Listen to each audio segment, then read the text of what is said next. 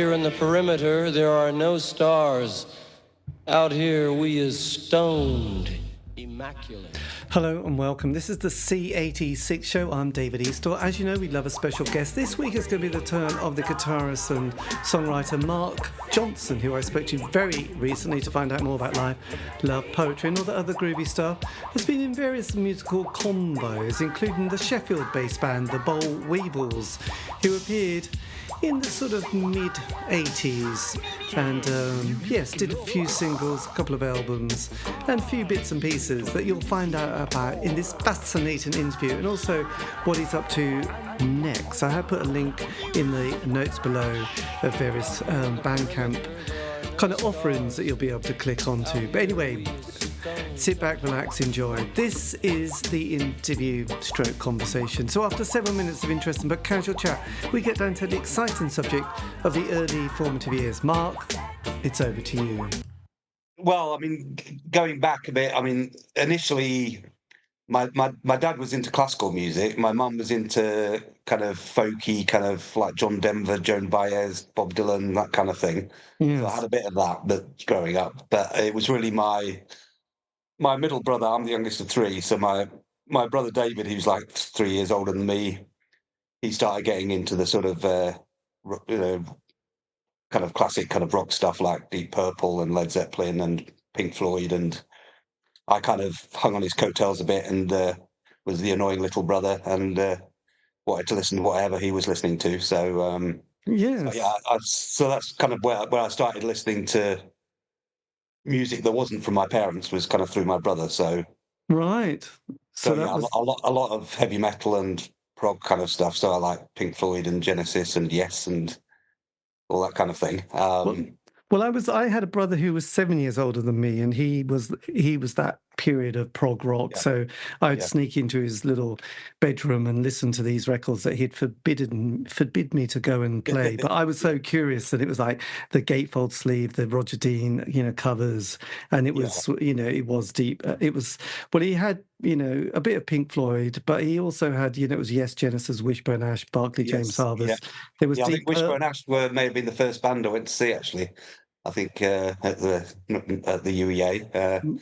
I remember seeing Wishbone Ash and Hawkwind back in they were kind of two of my first bands that I ever saw, I think. So classic period, actually. Yes, was, and it was very much that 70s period. As I was, I mentioned there was glam rock, which was obviously on top of the pops, which one can, one enjoyed. But there was these other kind of rather mystical kind of bands that you just thought, who are they? Their phenomenal amount of kind of equipment as well as pompousness. But when you're sort of 10 or 11, it all seemed rather curious. Well, yeah, I mean, I was that age, 10 or 11, but kind of the end of the 70s. So it was like a weird time because I'd go to the school disco and one song you'd be kind of doing your best rock and roll moves to the Grease soundtrack, and then the next you'd be jumping up and down, pogoing to the Sex Pistols.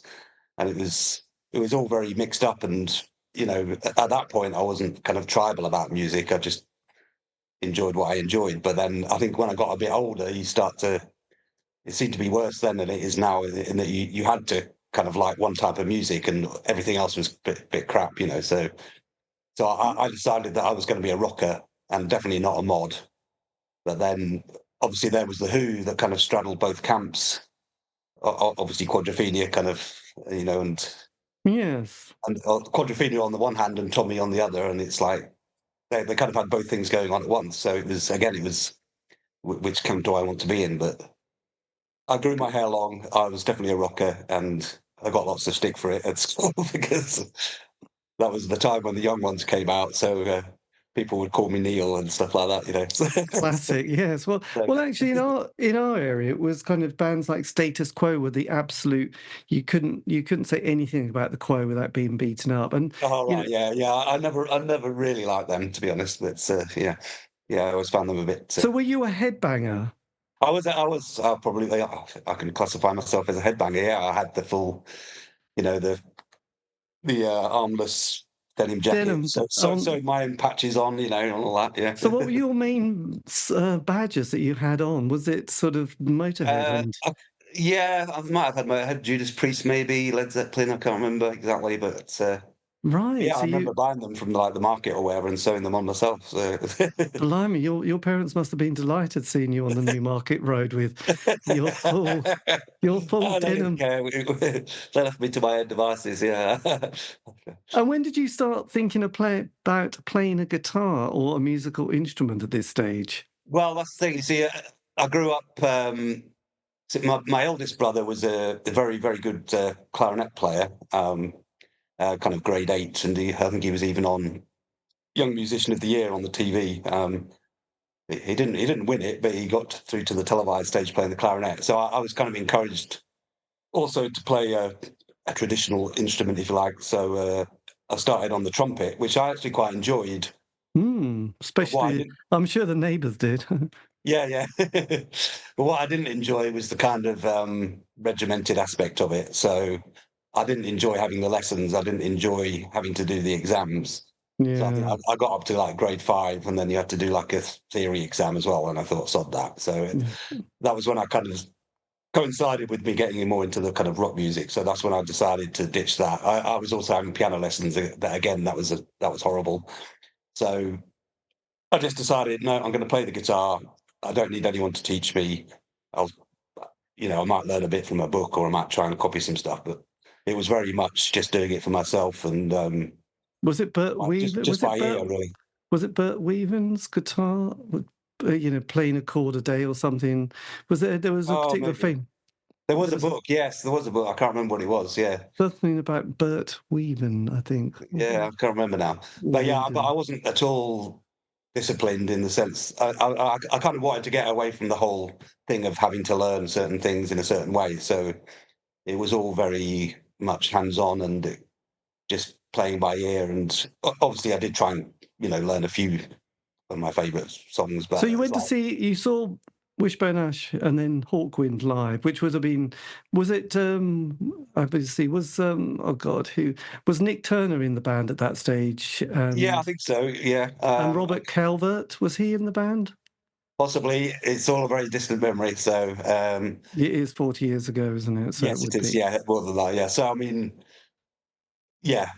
I mean, I enjoyed it at the time, but I occasionally, some of the music from back then I will still listen to, like some of the like Genesis stuff, like The Lamb Lies Down on Broadway and stuff. I can still appreciate that as a classic record. But Mm.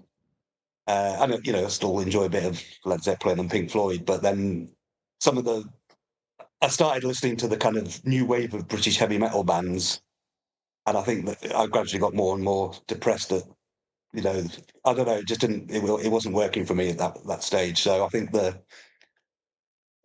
when I kind of got to maybe 16 or whatever, I started branching out a bit, and I'd go into what was the record shop called? Bax, was it on? There was Bax Records down Yes, in Bax. Lower Goat Lane, which was very Yes, hip that was and the one.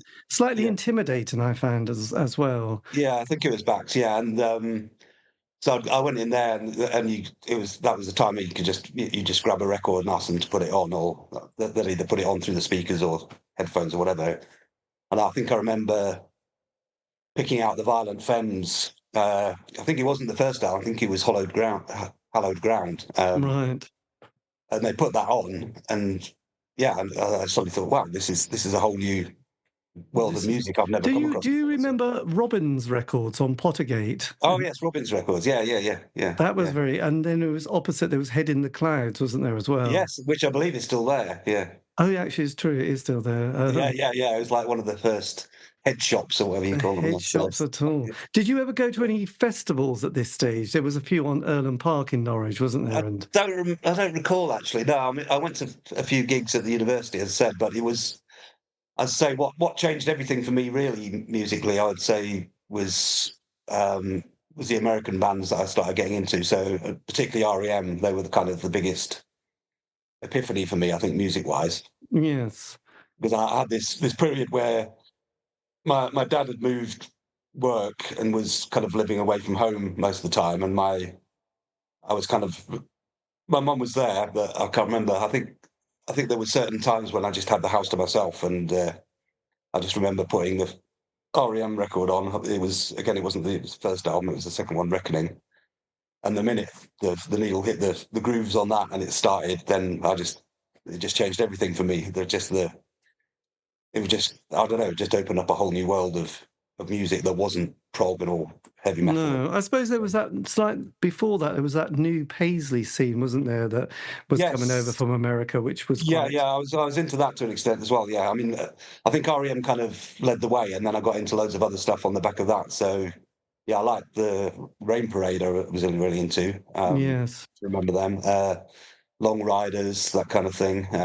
There was was that Sid Griffin, and then there was Yeah, that's right. Yeah, yeah, Steve Wynn as well. So yeah. Because I've always kind of liked the kind of slight country tinged kind of stuff, which obviously REM offer, and yes. there's a lot of other bands doing that kind of thing as well. So it was like Did you Green on at that Red and stage? Did you go on to Green on Red? God, they were brilliant. yeah. Did you then do A levels and then go to university? Yes, I did A levels. Again, it was A levels where we had the sixth form common room, and that was great because we had a record player in it, so people could bring in their records. So I think I was also quite into the cult, or Right. at that time through other people. Like, so it was like Southern Death Cult, and then the cult, and so that I was into that as well. But yeah, it was just nice because you got to hear other people's musical tastes, and it just kind of broadened your horizons a bit. And but yeah, I think it was obviously it was the time when you like the Tube and was on TV and Did you ever see, talking of the young ones, did you ever see Bad News and More Bad News? oh yes, of course, yes, yeah. Because they were before Spinal Tap, and I still think I've seen them, in the last couple of years, and I still think they're fantastically well, put together. Yeah. I've not watched them recently, but yes, yeah, absolutely. Yes. Yeah. So then you did your A levels. What did you specialise in at that stage? It's kind of sciencey stuff, maths, physics, and chemistry. So, um, yeah, I mean, again, it was kind of a family kind of thing that I did that in a way. That my older brothers had both followed similar paths, and my dad was a scientist, and so it just I don't know, it just kind of happened that way. So, um, but yeah, that was a good age. I think I enjoyed the time at sixth form. And that's when I first saw REM was in 1984 at the Lower Refectory. So that was a Right. Yes, I know. very, very long Amazing. time ago. Yeah, so that was just an amazing gig. And And did the Smiths come onto your radar at all at that stage? yes, but I was never. I don't know. I think once I got a taste for the kind of American stuff, then that kind of took over a bit. So I did like the Smiths, and I still do like a lot of their songs. Although Morrissey's obviously gone a bit awry in some ways, but um, less said about that, the better, maybe. So yeah, no, I can completely appreciate them, but I'm not going to claim that I was massively into them because I wasn't. So No. Did you then go into from REM? Did you go into sort of bands like from Minneapolis, Husker Du, and people like that? absolutely, I was literally just about to say Husker Du. Yeah, I mean, they were definitely one of my biggest influences, I would say. Yeah, I mean, Yes. Bob Mold's a genius, and his guitar sound is just immense and has influenced so many people since. So Well, yes, yeah, absolutely. That kind yes, of. I mean, we might get onto it later, but yes, I did actually get to meet him on, on a couple of occasions. So. Oh, very nice, little Bob. Um, Yes. So then, when you got to Sheffield, what was your degree in at that stage? electronic engineering. So Right. yeah, So but did you this go is up? Did you go up to Sheffield with your guitar in hand? I did, yes, my guitar and my 4-track tape recorder. Um, at that point, I was just kind of dabbling. I'd not been in any bands. Kind of had a few jams with friends and stuff. But I had sort of started trying to write some songs. But then it was when I got to university and I was in the Ramble Halls of Residence that I met my very good friend Ray Russell, and we kind of hit it off instantly. And we had quite a lot of musical tastes in common. There was a few things that he liked that I wasn't particularly into, and likewise, but pretty much there was a very good overlap. So we went to a lot of gigs together, um, and then we started writing songs together. So yeah, he was from Sussex, Horham, which is where they make Merry Down Cider. Right. And I can honestly say that Merry Down Cider played quite a large role in our in our songwriting endeavours. So Well, I suppose when you're that age, getting drunk seemed to be sort of things to do in a day. I mean, it always gave you a purpose, didn't it? And yeah. I mean, cider was quite strong as well as quite cheap, wasn't it? Merry Down, it was quite strong, and because he knew people who worked at the factory, he'd always each term he'd come up with a fresh few crates of it, so knock down prices. So yeah, I think we kind of graduated from sharing a bottle to having at least one each, and there was kind of the peak productiveness stage of the whole proceedings, you know. Yes. But then it would descend into. So we wrote the early songs, which became the Bollweevils songs. Um, so yeah, we wrote a lot of songs together, some of which were very silly, deliberately so, and others were of a more serious nature. Right. So which was this character you were doing songs with, did you say? Yeah, he's called Raymond Russell. So Raymond Russell. So was he in the early part of the band? yes and no. Basically, what happened is we started writing songs together, and we actually like recorded a whole album's worth of kind of rough and ready kind of demos, which I think he came up with the title, which was "Shape Up and Dance with the Bollweevils." So even then, we were called the Bollweevils. Yes. Um, but although he was a great lyricist, so he actually wrote the words for "Talk to Me," which I think you. Well, yes, a classic song. Yeah, so he wrote the words to that and two of the other songs on that EP. But he wasn't. I think he'll admit that certainly at that stage he wasn't a musician as such. So he was musical, but he couldn't actually play any instruments or sing. If that makes Right. sense. So basically he'd come up with the words, and I'd try and fit them into some tune that I'd been working on. Quite often there was a lot more words than could possibly fit into a into a verse or a chorus, so kind of hacked them about a bit and shortened things and played around. But we came up with a lot of songs. So Yes. So yeah, when did other members start to join the Simon and Garfunkel of indie pop in Sheffield? yeah. Well, what happened was that another friend from Rambo, Steve McKevitt, who I think you've interviewed. Yeah, Steve. Yes, Steve. He approached us and said that he wanted to form a band. He was already in a couple of other bands, but he actually suggested that we get a female vocalist in. So he knew Sarah, who again you've interviewed. Yes. So initially I was a bit wary of this suggestion because obviously, well, you know, I'm a singer, I'm a guitarist. Yeah, I've written these songs. Why would I want someone else to come in and sing them? But then it did seem to make sense, and obviously it gave me more freedom to just play the guitar. And then once I met her, then yeah, I mean, she was an amazing vocalist and a wonderful person. So it just all kind of happened from there.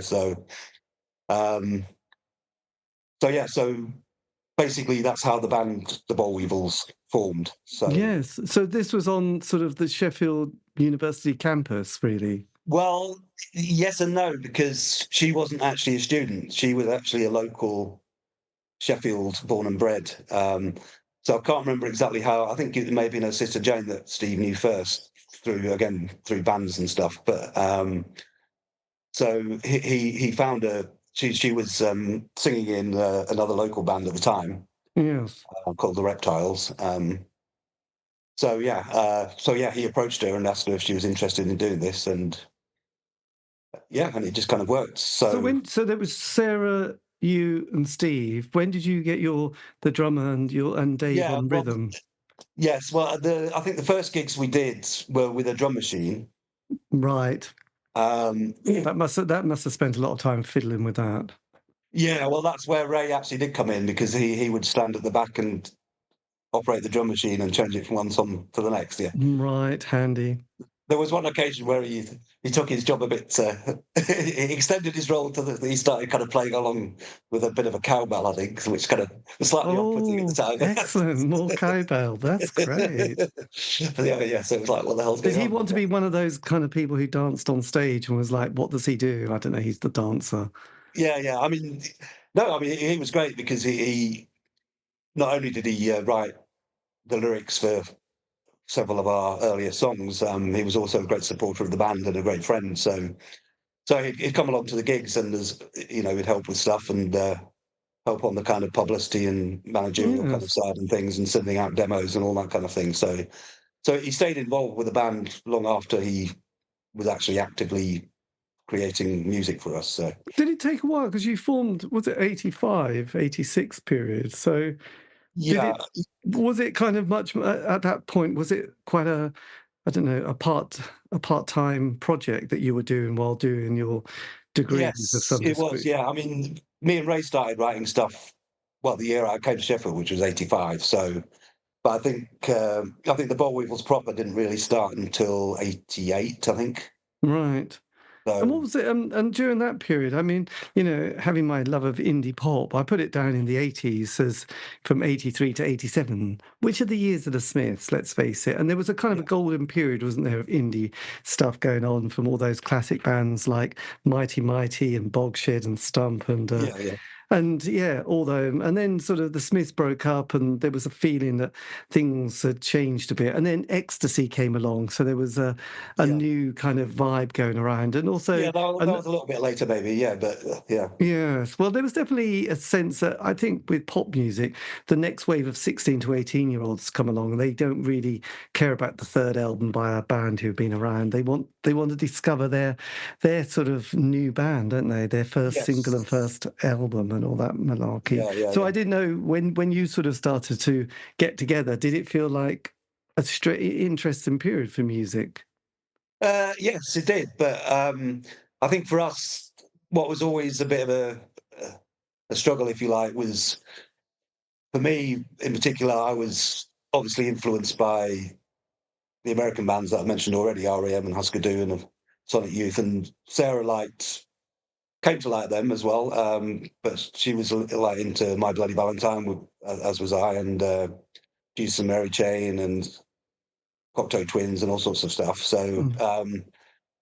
but what we didn't want to be is classified as just another indie band with a female singer. So Yes, obviously at that time there was the Primitives and the Darling Buds the and Sundays. the Sundays, yes, the Sundays, yeah. So I Yes. mean, and these are all good bands, but what we didn't want to do is just be pigeonholed and lumped in purely because we had a female singer. It's like, No. so that was always a bit of a dilemma. Well, not a dilemma exactly, but it's like it was annoying because you're trying to do your own thing and you're trying to be creative musically and go in a certain direction. But then whatever you do, people just going to compare you, make that easy comparison when it's not necessarily always valid. So it's No. not to say we've got nothing in common with them, and I'm absolutely not nothing against them whatsoever. It was just annoying that it's like, why can't you compare us with some of the bands that I'm influenced by, for example? Why can't you compare us to Husker Du or to REM or to whatever? It's like, Yes. yeah, But then you hear Husker Du doing 8 miles high. I don't you yes, know that's quite a lot of noise, isn't it? yeah, yeah. But we did have some of that element. If you listen to All the Same, which was on the first EP, there's that descends into quite a lot of noise. So yeah, we did have that element to us. So yeah, I mean, I think we always tried to be on the melodic side and the kind of song based side rather than purely the kind of noise side. I mean, I love Sonic Youth, but I could never attempt to emulate them, I don't think, because they're just on another level Another sonically. So yeah, yes. So yeah, anyway, yeah, it was definitely an interesting time. So I mean, so taking it from the early stages, so, I mean, we started just rehearsing in my bedroom in the student house. So um, which was all right with the drum machine, but then we got the drummer in and another guitarist, rhythm guitarist, Dave Lloyd. So and the drummer Chris Coyle. So that was good. It was good to have a proper drummer. It did make a big difference. yes. Yeah, but then obviously we had this kind of backlog of songs from before Sarah joined, uh, and so that's what formed the basis of the first single when it came. So we'd been sending out a lot of demos, and eventually we got a response back from Vinyl Solution, or Decoy, which was the kind of sub label, if you like. I suppose it had that stage, had Rough Trade gone bankrupt? I can't I quite can't answer. remember. No, I mean, I can't remember actually. I mean, we sent out a lot of demos. That's all I can remember. So we had plenty of rejections. Some of them very quite complimentary and constructive. Others more dismissive. Yes. So yeah, it was a long process trying to get a record deal. But then in retrospect, it all seemed to happen relatively. It was relatively straightforward. It's like, yes, we've got a record deal now. Because there was that kind of that other way, they're all slightly similar, but like people like Mega City 4 and the Senseless Things, and Well, there were, yes. Well, Mega City 4 were on the same label as us, so right. And then from London, you had that North London scene. You had obviously My Bloody Valentine, but you had Silverfish and the Faith Healers, didn't you? And actually, they both had female-fronted yeah, singers as well, didn't they? So there was quite an interesting scene going along, and there's a bit shoegazy with people like Galaxy 500. So yeah, yeah, there yeah, was, it yeah. I was mean, it was definitely into some of the shoegazy stuff, but My Bloody Valentine, obviously, again, unique and one of a kind band. I mean, lots of bands have tried to emulate them since, and their sound has kind of seeped into a lot of stuff. But no one can quite compare to My Bloody Valentine. I don't think. no, Kevin Shields, what a Yeah, hero. yeah. Yes, so that was good. So then you signed to Decoy, part of Vinyl's, was it Vinyl Solution, did you say? That's right. Yes, yeah. So we went down to meet them. We got the contracts and everything, and yeah, and then we set about uh, recording the first EP. So by this point, maybe I should have mentioned that me and Sarah were a couple by this point as well. So Blimey, it's like Fleetwood Mac, isn't it, in indie pop yes, land? exactly. Yeah, yeah, yeah. So yeah, I mean, that happened. Well, it happened fairly early on, I guess. Yeah, I mean, it was a case of because we always used to practice around my house, and then a few times she conveniently missed the last bus home, and, and the rest is history, as they say. Well, Um, yes. so yeah, so that I mean that was great because I mean we had a really strong relationship and musically, and we were kind of the backbone of the band, I guess, and so it worked. I mean, I don't know if it caused issues for the other band members. I never thought to ask really, but but it seemed fine. When everything was going well, it seemed fine.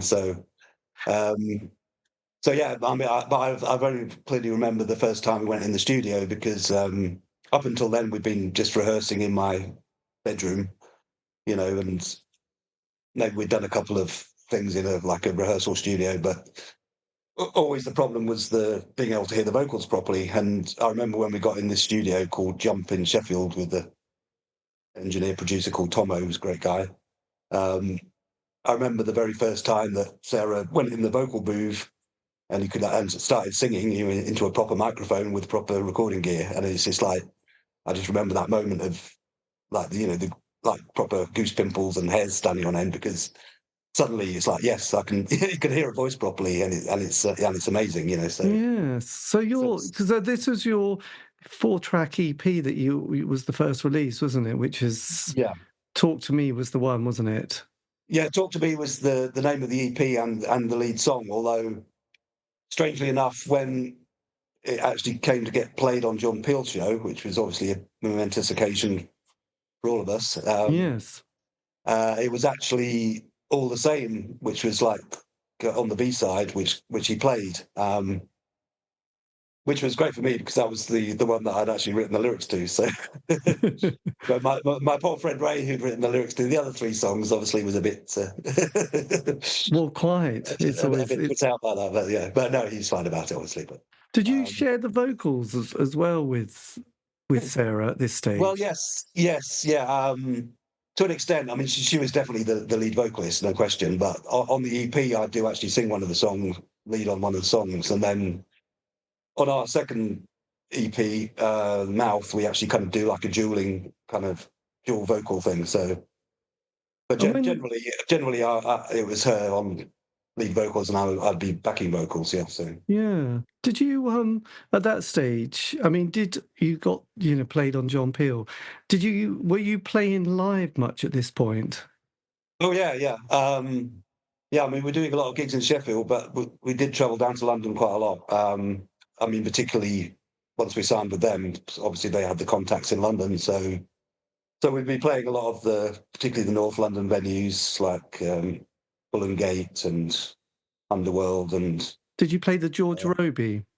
we never did play the George Roby, I don't think. No, Oh, no, the don't know why, classic. but And yeah. never played in Norwich. You didn't come on the indie pop scene at that point and come to the art centres around, or the No, alternative I think we indie did do one nights. gig in Norwich, but I can't remember where it was now. But it wasn't a great gig, I don't think. But I mean, I didn't really have any contacts back in Norwich at that point, so it's not like I could kind of draw on a home crowd kind of No. And thing. when So sort of that Seattle grunge scene started to appear, I remember sort of seeing Nirvana, who were yeah, supporting Tad at the Art Centre. That was on the Bleach album they was yeah, promoting. Did that sort of start to influence the band as well? yeah. I mean, I think maybe I can't remember what the year that would have been, but I mean, that was probably towards the tail end of the Bollweevils' existence. So yeah, I mean, I'm sure Sarah and Steve both maybe described what happened in the end with the Bollweevils, but maybe we'll I come on can't. to that. Yes. So once that EP came out, then what's your next? Yeah, I mean, yeah, I mean that was. I mean, it did pretty well. I mean, we got some radio play. It sold a couple of thousand copies, I think, and it all seemed to be going well. But then there was a series of bad decisions and bad luck kind of befell us, because we decided for the next EP. I think we were looking at various producers. I think at that point, I can't remember exactly the chronology, but we did talk to Bob Mould. He did, in principle, agree to produce an EP for us. But for one reason or another, it never happened, and we ended up recording an EP with Steve Singleton, who's a Sheffield legend and member of ABC. Yeah. So we'd been rehearsing in his kind of practice room studio kind of thing. So we went into Fon Studios in Sheffield. It was when Fon Studios had just moved from their original place to this kind of new swanky studio in this kind of new cultural hub of Sheffield. And it all, in theory, it should have been great, but it just all went a bit wrong. It was a very strange environment. The equipment was all brand new. They weren't quite sure how it worked. Um, and basically, Steve Singleton because he wanted to embellish the music and make it a bit more poppy with some MIDI stuff, he insisted that our drummer play to a click track. Oh, good. And he'd never played to a click track. Consequently, he couldn't play to a click track. It just got very stressful. That kind of stress rubbed off on us generally, and I mean, we managed to get recording down, but then we basically had to scrap the original drums. We had to get a session drummer in to try and make the most of it, and we spent a lot of money, probably, I don't know, 5-10 times more than we had on the first EP, and the result, it just wasn't us. It just didn't sound Right. like we wanted it to sound. It was too polished. I mean, it was good. I mean, I can listen to it now, but at the time, it just didn't feel natural to us to have Because recorded after that Talk way. to Me, there was this one unreleased, which is Life's a Scream. Is that just a more of a demo session? Well, no, that's an interesting, because we did do. Basically, what happened after that was we were still with Decoy, but then we got management. We got a new drummer called Pete Armborough, who worked at Red Tape Studios in Sheffield, which is like it was kind of a music education kind of hub, and recording studios, rehearsal rooms and everything. So obviously he had contacts in the music business through that. So he got us management, which was a couple of, in retrospect, oddballs, I would say, from Glasgow. Excellent. One was a lawyer, and the other was a character. I'll try to be diplomatic. He wasn't a drug dealing music manager then? No, that wasn't the issue. He was somehow connected with the Kerr family of Simple Minds fame. So at least he said he was. I think he probably was. But so basically, this management company, they kind of wined and dined us. We met up in Manchester. They took us to see Simple Minds at Main Road. They said all the right things, and they were very complimentary, and we were confident that they could help our career at that point. Yes, absolutely. But it all started going a bit wrong. I mean, from the start, he was kind of trying to micromanage the band a bit too much, and change our image and this kind of thing. And it all got it all changed from being fun to being not fun somehow. Yes. So, but we did some good things did come out of it. So the Glasgow connection, we ended up going to Glasgow to record another EP with Jim Beattie, who used to be in Primal Scream. I've forgotten the name of the band he had afterwards now. Jim Beattie. Let's have a look. It's There's on the Primal. tip of me brain, but it's yeah. But again, yeah. Yes, it's a Sparta X. Yes, that's it. Yes, Superior X or whatever it's called. Spirit, Yeah. yes. Yeah. So we recorded another EP with him and an engineer whose name I've forgotten again. So that again, the recording was good, which was Mouth, the Mouth EP, which did get played on the radio, I think, by Mark Goodyear, I think. But so it had a bit more of a commercial sound to it, but it was still us and not kind of, you know. So which was the one that Stephen Singleton put together then? What was his... Well, this never officially came out. This was... What happened was that basically got remixed by his name, Alan Scott, I think. Right. So it got remixed, but we were still never happy with it. So basically, it was money got sunk into it, and the end result was not what anyone really wanted. So it kind of disappeared, and then we ended up recording this Mouth EP instead. Right. So the tracks so are they the tracks Worlds Apart, Out of Time, Cruel, Round and Unreasonable? Was that the... No, they're the ones. They're the ones which were on the EP that never came out. So the Life's a Screen album, which you're talking about. Yes. This was only released in Japan as a CD, and we didn't even know about it until years later. Or at least I didn't. I'm not sure if anybody in the band knew about it. I certainly did not know about it. It was like, I can't remember what happened now. I think maybe Ray or someone had just seen it on eBay for sale. It's like this Japanese CD. Right. So basically, I mean, the record company had talked about licensing something in Japan, but we were never actually consulted or informed that it was happening. It's so rude. Yes, God, that is strange, isn't it? So yes, there was a lot going on, but at the same time, not a lot of release. It's not very smooth. And it got worse because basically the management company then persuaded us that they could get us a much better deal and we should leave Decoy and they'd get us to sort us out with a better deal. And this guy convinced us that he had the funding to record an album. So basically, he booked us into this fairly expensive residential studio in North Wales to record an album. And he was supposed to pay a certain amount up front and then a certain amount halfway through and the rest at the end or whatever. So I think even when we got there, I think he was a bit late paying the initial payment, but so it got off to a slightly anxious start. But then we got stuck in, the recording was going well. And had you written all the material and had it demoed before going into the studio? Yeah, pretty much. Yeah. So yeah, we had a full album's worth of stuff to record. I mean, it developed a bit during this time. We had an extra guitarist again by this point, Mark Shaw. So yeah, it was interesting. Yeah, I mean, again, it was a really nice place, but there was just this tension the whole time as to whether he was actually going to pay for it. So, right, my God. Basically, to cut a long story short, we basically finished the recording, but then because he hadn't paid for it and basically disappeared, the studio chucked us out and confiscated all of our equipment. So.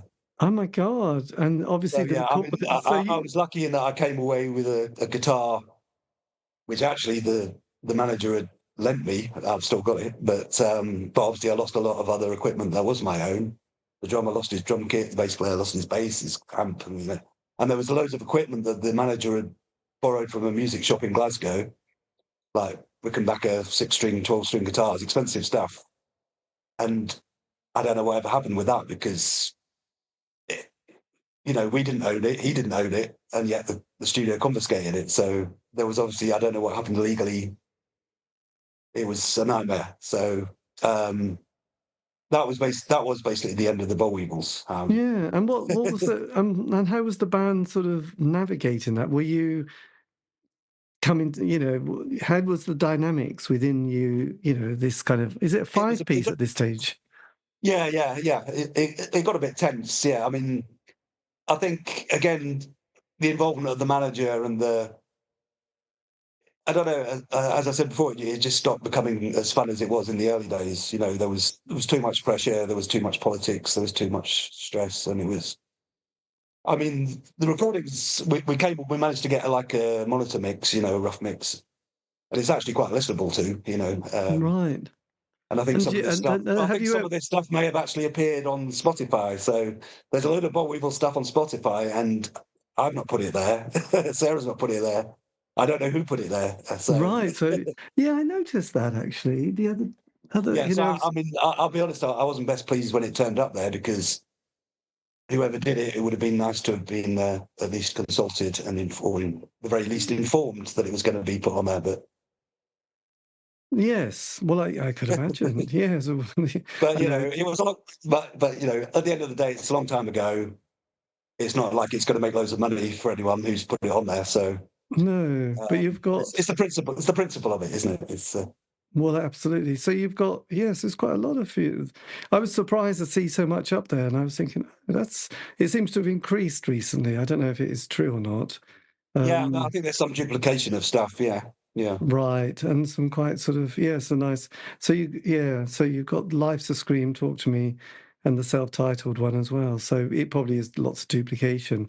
Yeah. So then, how do bands finish then? What's the process of a band sort of not continuing on? Is there a I don't moment? know. Yeah, I mean, it kind of fizzled out. Yeah, I mean, I think there was various resentments, and I think we just had enough after that generally. But basically at that point, Steve gave up music altogether.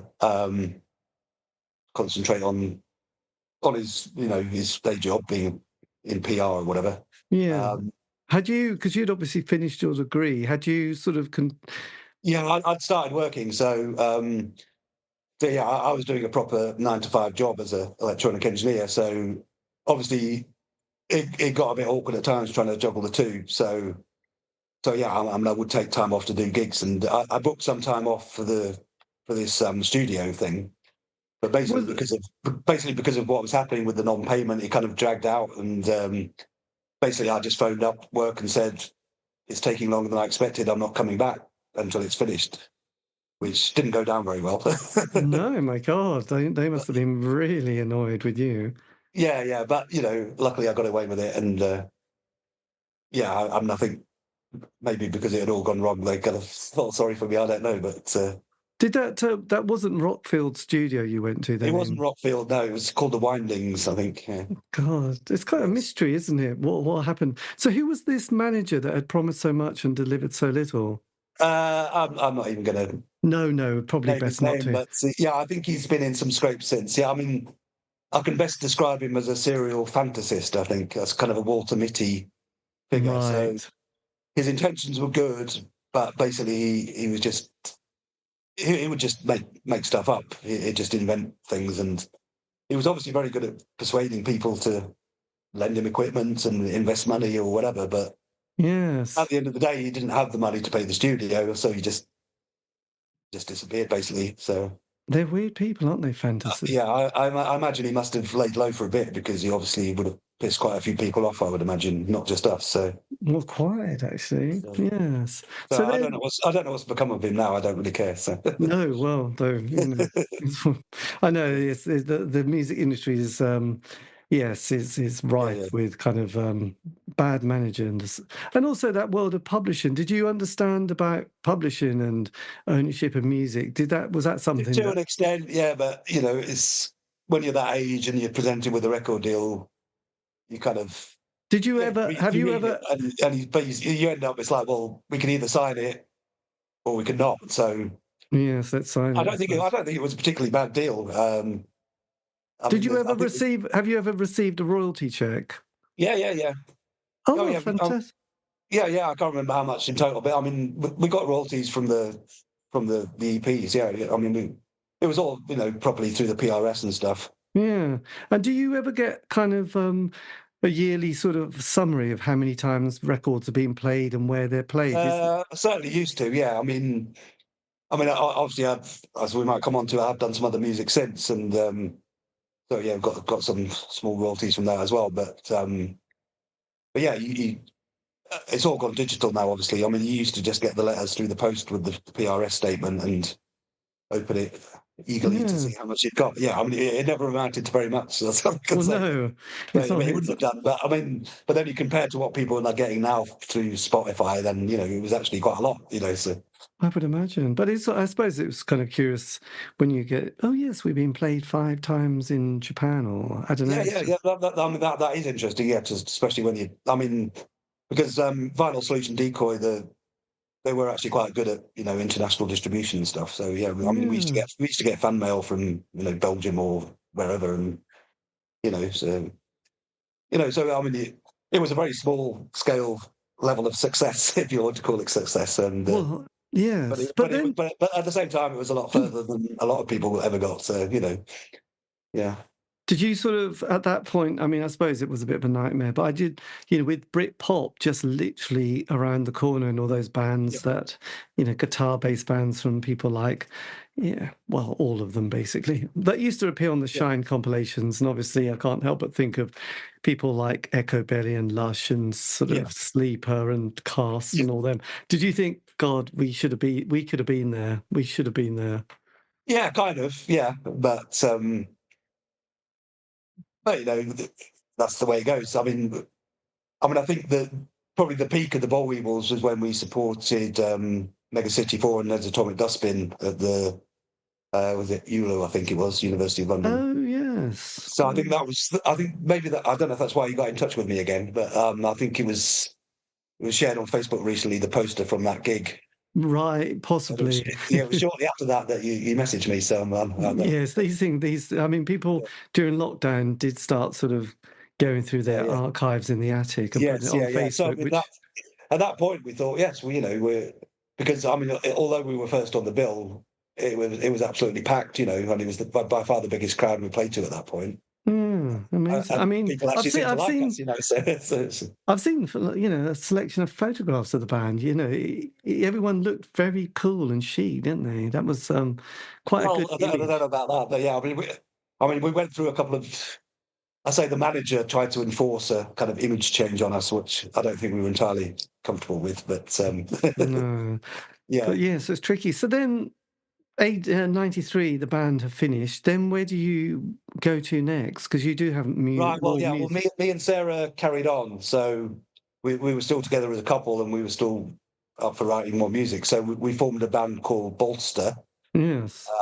With friend Hugh, a good friend Hugh on bass, who'd kind of been slightly involved with the Bollweevils, and they'd help us, like drive van.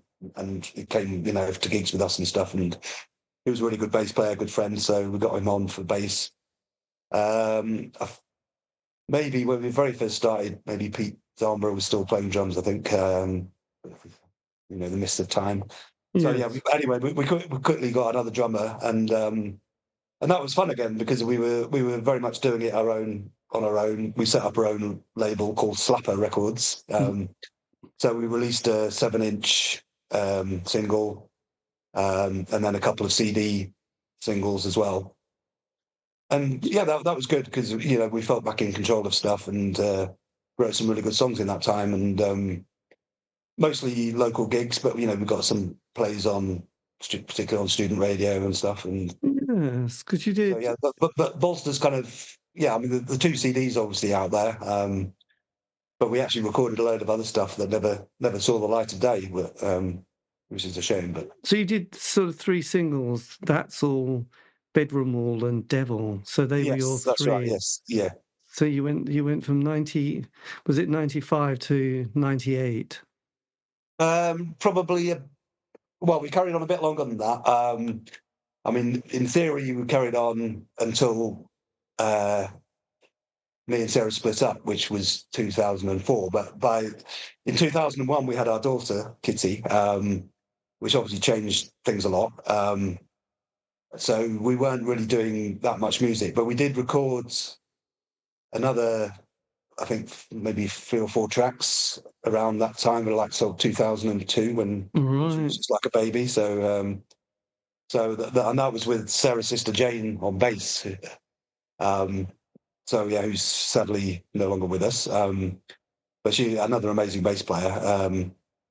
Again, that recording it exists, but it never came out. So it's a shame because I recorded a lot of good stuff, and it's just never, for one reason or another, never seen the light of day. So have you yeah. got the? Have you still got the archives? Though, have you still got the? Yes, yeah. I've been trying to find them because a lot of it's on old hard drives and Oh no, not the DAT old hard. tapes, and I've not got a DAT player anymore. So it's like, yeah, it's one of those things I keep meaning to, properly, dig them out and maybe, tweak them a bit to make them sound a bit, the Yes. way they should. But yeah, so yeah, I mean, maybe I'll do that. Maybe this interview is a good. This is the moment you're going to go Yes, through, yes. get the archive. Exactly. Yeah. Dig it all up. Dig it all out, Christmas, a Christmas project. That's what we need, don't we? Yeah. Rather than eat and drink, just get your digital downloads sorted and Yeah. Exactly. Yeah. Sort it all out. Yes. do that. So then, 2004. Yes. So God, I keep thinking of Fleetwood Mac's "Go Your Own Way" here. But you and Sarah split, and then obviously Yes. is that the end of Bolster? That was definitely the end of Bolster. I mean, it had kind of fizzled out a lot anyway, just because of having a new baby, just the time element, and I was working away quite a lot at the time as well, which probably may well have contributed to the split. I don't know, but it was a bad time for me. But I'm not going to pretend it wasn't. But it was really difficult to start with. But the one thing that I still had was music. So at that time, I just started writing songs for myself again. So it was probably the most lyrics I've ever written, because obviously Sarah was doing all the lyrics pretty much for Bolster. So suddenly I was thrust into this situation. It's like, well, the one thing I can still do is write some music. So, and obviously I had some something to write about. So, yes. So was that was the start of Don't Sleep Dream, which was the latest kind of musical project that I had. So. And did that ever sort of come out, any of that stuff? Yes. So initially it started off just me recording in my basement and doing like acoustic gigs. My friend Hugh, who was the bass player in Bolster, would accompany me on some of those with like either playing acoustic guitar and some backing vocals and stuff. So we actually had a great time, and he was a great friend throughout that period. And he actually moved in with me for a bit. So so we would kind of do some acoustic gigs together. He was a big support, and so quite a lot of songs came out of that. But then, so I wanted to take it to the next stage, so then I got a band together. We actually recorded a whole album, but then kind of the original bass player left just at the stage where it was kind of ready to do something with. Yes. And it's like, well, it kind of took the wind out of my sails a bit, thinking, well, do I want to release something that's the bass player's, he's just left kind of thing. Yeah. So I kind of hesitated and sat on it for a bit. And then we got a new bass player, and the original intention was to re-record all the bass parts. not despite the older bass player, but it just didn't seem right, somehow. Yes. So again, I regret that, because I should have just put it out, because actually it's got some, I regret, I mean, they're very personal songs, but I think there's some really good songs on there, which again, I would actually like maybe to see the light of day now, So yeah, everything's absolutely fine between me and Sarah, I hasten to add. So we're the best of friends now. So excellent. Well, no, that's always. So we're still very much in touch, and she lives literally 5 minutes walk away, and we see each other all the time, and everything's cool. So in that sense, it might be a bit weird to revisit those songs, because obviously a lot of them are about her. But I think we're both grown up, reasonable people, and we appreciate each other at least as much as we did when we were together, probably. So.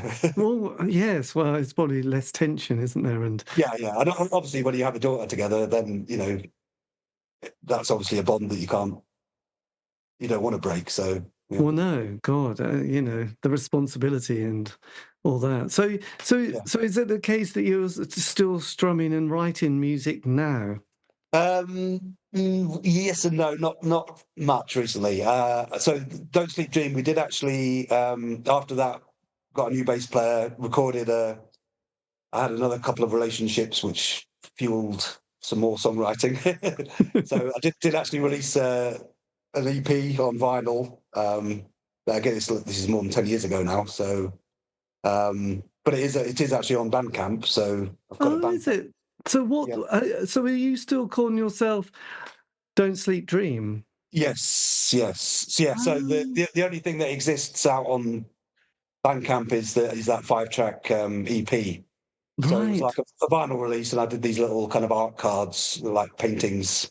I'm not a painter by any means, but again, it was something I just decided to do. So it's like got these little art cards with it, and 5 songs. And we got played Letter, I think it was one of the songs on the EP, got played on Radio 6 on Tom Robinson. So that that was a brief spike in the PRS royalties. So Well, absolutely. That's so that was fantastic. nice. So nice to get a bit of recognition for that. So yeah, so that carried on, but again, things kind of, the guitarist, other guitarists left, and then the bass player kind of didn't have time for it, and there was, I don't know, and the drummer was, it was a great drummer, but a bit unreliable, shall I say?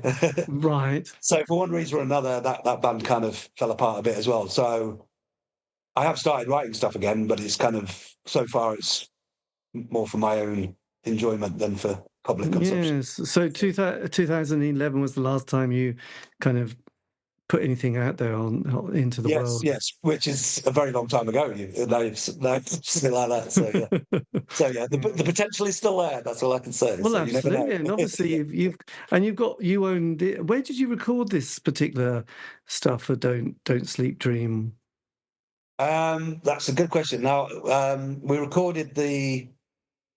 I'm trying to think. I should remember because it wasn't that long ago. I think what we did is we recorded put down the. Oh no, sorry. Yes, the stuff that didn't come out, we did a Yellow Arch, and we kind of recorded the backing, kind of the basic drums and bass, and then did a lot of stuff at home. The Yes, EP we recorded at Two Fly, which is Alan Smythe's studio, but it was actually Dave Sanderson who did the recording. So that's like a studio in Sheffield. So yeah, Alan yeah, Smythe, you may have heard of, I don't know. yes. So yeah, Dave Sanderson's done stuff with 65 Days of Static and various other local bands. So yeah, he's a great local producer. And what's the scene like? Because in Sheffield there was a Cherry Red Records brought out. I think it was a 3 CD box set, didn't they, of Sheffield bands? But I must admit, it was all very electronic and experimental Yeah. sounds. I mean, Sheffield's obviously renowned for being pioneers of the early electronic kind of scene. So and some of these, they're re-emerging as well. So like Cabaret Voltaire and even Clock. Clock DVA, or yeah, it's like Yes, they're very busy recently. So yeah. So it's. And in general, there seems to be a big resurgence of bands just re-emerging. So I mean, a lot of bands obviously they had a level of success. They probably went away, had families, kids, and did all the sensible things, and then get to a certain age and think, well, why not revisit it? yeah, well, it's tempting, and yes, Yeah. there's a sort of a curiosity, and there's a few places and venues and festivals that sort of have been, yes, encouraging it. So it's been quite an interesting one. So Yeah. with the Bollweevils, what are your favourite? What if you were being asked, what were your favourite songs that you think are the best songs from the band? What would they be? Oh, I don't know. That's a, a very tricky question. Which one I mean, would you? Which one would you? If you were going to say, right, I'm just going to play a few of the tracks, which I think are really stonkingly good. yeah, Um, okay. Well, I mean, from the early stuff, then I mean, Talk to Me obviously is kind of stood the test of time. I think just as a quite a catchy kind of indie yes, single. It's pretty straightforward, but great song. So yeah, that one. All the same, I still really like because just because of the big noise at the end. So that's off the first EP. And then later on, I think the ones that I mean, Mouth, I really like the dual vocals on that. Unreasonable was probably one of my favourites from particularly the version that we did for the album, which never came out, because yeah, that's probably, getting close to that kind of Husker Du kind of guitar Yes. sound for me. So that's so there are a few of the highlights, but there was a lot of good stuff. And did you like Bob Mould's solo album? Was it I absolutely loved Workbook. Yeah, yeah, Workbook? no, I loved it. Yeah, And Sugar Reforming? yeah. Well, yeah. I mean, again, he's coming full circle. I mean, the last Bob Mould album is amazing and very much like Husker Du Sugar kind of feel to it. So I guess in that sense, it's no surprise that he's got Sugar back together. But um, they're the loudest band I've ever seen by a margin. I think, like to the point where it was unbearable. We went to see Sugar in London, I think it was, and it was just But yeah, I mean, Bob Mould's a genius. I mean, I've not liked everything he's done. No, I think he had a bit of a sort of an adventure into slight disco, didn't he, at one stage? Yeah, some of that's all right. I mean, that I don't mind per se. I mean, I like my musical tastes now are a lot broader than they ever used to be, I would say. So maybe because of obviously I spent a lot of time with my daughter because we kind of shared custody. Sounds like the wrong word, but it sounds a bit serious. It sounds like Kramer versus Kramer, doesn't it? Half the time with the band. So I mean, I got to spend a lot of time with my daughter, and in a way, maybe my relationship with her's stronger than it would have been had we stayed together. So we've always listened to music together, and she's kind of latched onto certain things that I've liked, but then she's brought her own stuff in as well. So I think through her, I started listening to a lot more female vocalists. So, I mean, just to give an example, she obviously watched telly growing up, watched Disney Channel, watched Hannah Montana. Ended up going to see Miley Cyrus, live. So that was quite an event. Yes, I would imagine. Pretty random. So I never would have dreamed of going to see Miley Cyrus. But you must have felt very self-conscious of that concert. Yeah. Well, in a way, but I mean, obviously there was a lot of people, dads, mums and dads with kids, So yes. Well, yeah, but actually, it was a great show, and she's got an amazing voice. So I'm not going to knock it. So, and she's done some good music since. But then I think I don't know if it was a conscious decision, but just through having a daughter started. But also, I think in recent years, to me, female artists have been making some of the best music. So I got into Lana Del Rey in a big way, and my daughter loves her as well. Yeah. But again, it's completely, it's not directly connected to music I'd been listening to before. And then, bands, I mean, one of my biggest likes at the moment is Big Thief and Adrian Lenker. So that was really through my friend Laura who kind of introduced me to them. So I think she's an absolute genius. So, but yeah, Big Thief kind of straddle that. They've got that kind of country feel to them, and that Americana kind of feel. And who was the other artist you mentioned? I can't remember just now. Oh, you said Big Thief. Well, Big Thief and Adrian Lenker is the singer out of Big Thief. So. Right. So she's got a solo career and Big Thief. She kind of switches freely between the two, and they cross over some of the songs she shares between the two. So, God, that's very progressive, isn't it? Yeah. But my current, another one of my current, I've definitely got into American bands in a big way again. So I love the band Wednesday. I don't know if you... No, I haven't. I'm going to make a note and listen. No, Wednesday. I think you'd like Wednesday. I mean, Wednesday are everything. They're kind of everything that I used to like back in the late 80s, 90s, and more. So they've got that kind of. On the one hand, they've got that American country feel. They're from North Carolina, I think. So right. So again, it takes me back to that REM kind of crossover between slightly country tinged alternative rock. But then they do some real noisy stuff, kind of heavy, kind of My Bloody Valentine, kind of screaming, kind of massive guitars. So yeah, and the guitar player out of them, MJ Lenderman, is another an amazing musician. So he's got his own solo career. So again, they're they're kind of combining the two. So I'll check Big Thief and Wednesday out as soon as I can.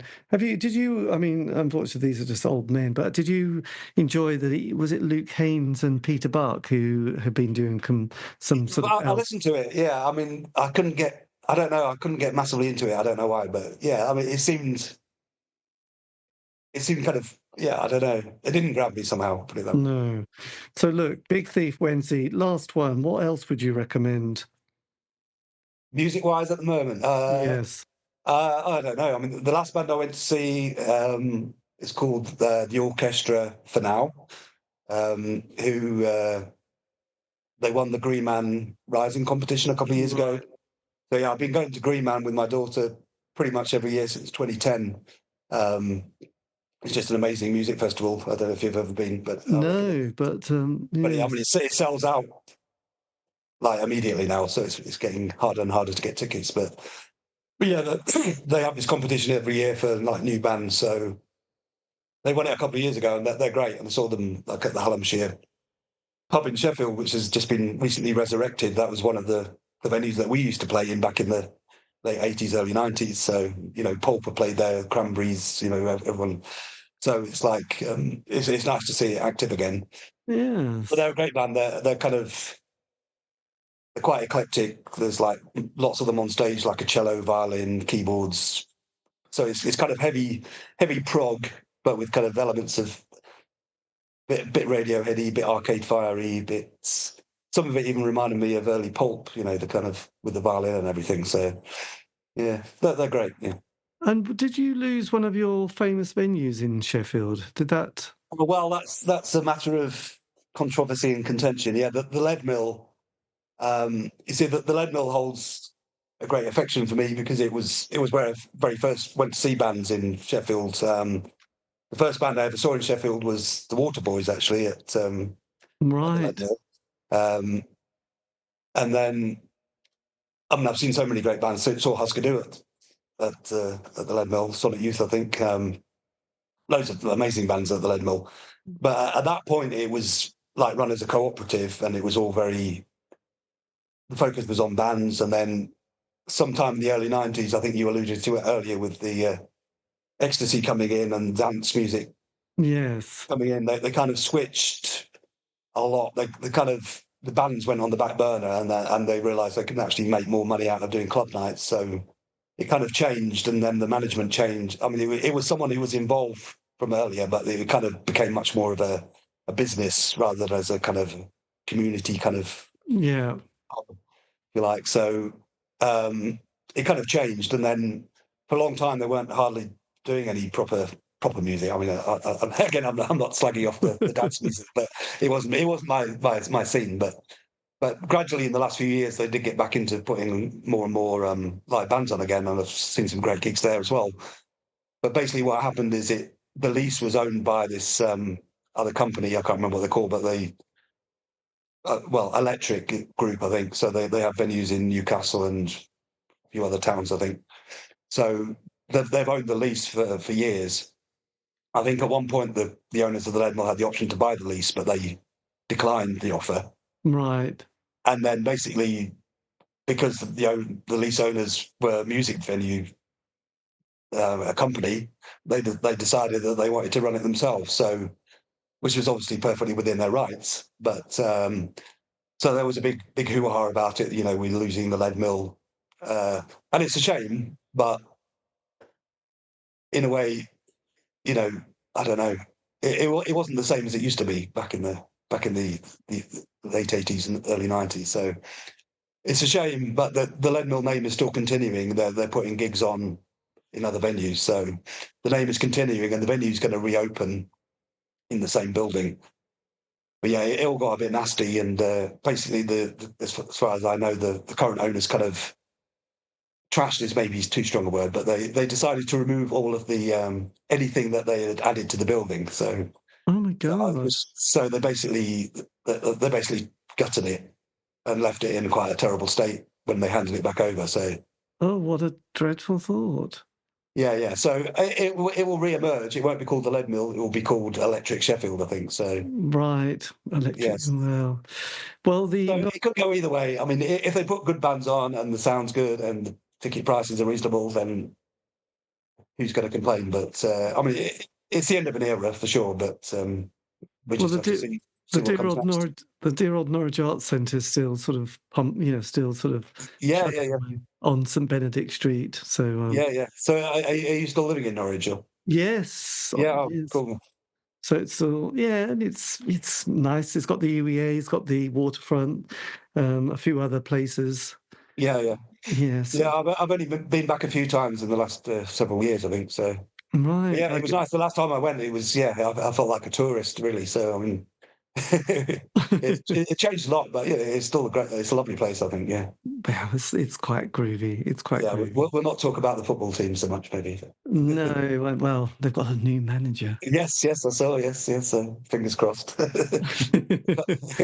They might Yeah, have to accept life in another division next year. So I don't yeah. know. That's Well, life. I've actually met a few Norwich fans up here because I think, well, some of them moved up because Norwich Union obviously moved some offices up to Sheffield. So I think there was an influx Oh. of Norwich people from Norwich into Sheffield. So Yeah. So it's quite interesting, isn't it? Nice. Well, there you go. Well, look, Mark, thank you ever so much for your time. This has been amazing to get an insight into the musical life of your journey in indie pop, which has obviously spanned quite a few decades and different periods, actually, hasn't it? So but yeah, yes, well, yes, I mean, it's scarily long ago that it all started. Yes, I know it's kind of weird, isn't it? 40 years has Well, passed. I know, like it's like when they have those moments with Live Aid, and it's like, oh, it's probably. Yeah, And you think, oh God, it's 40 and bands that you were listening to in mid-70s. You're thinking, yeah, oh yeah, that doesn't seem that long ago. And you think, oh God, it's 50 years. yeah. That's kind of weird, isn't it? But anyway, we keep on trying. But anyway, look, thank you ever so much. This has been amazing. And yes, I'll watch out for when I put it up, and then you'll be able to share it with your friends and go, look at Well, that. yes, yeah. Hopefully, I haven't talked complete nonsense for the last hour. No, it's all good stuff. It's all good. But I'll let you rock on. But thank you again for your time. This has been No, thank amazing. you. No, Thank it's been you. lovely talking to you. Thanks very Yeah, much. take care. Okay, Thank you. and you. Bye-bye. Okay, Bye. bye. Bye. And that was me in conversation with Mark Johnson talking about his life in music. A massive thank you for your time. This has been the C86 show, David Eastaugh. If you want to contact me, you can on any of the social media platform sites. Just do C86 show. All these interviews have been archived on Spotify, iTunes, Podbean, and various other mediums. So just check them out. But in the meantime, yes, have a great week. Stay safe.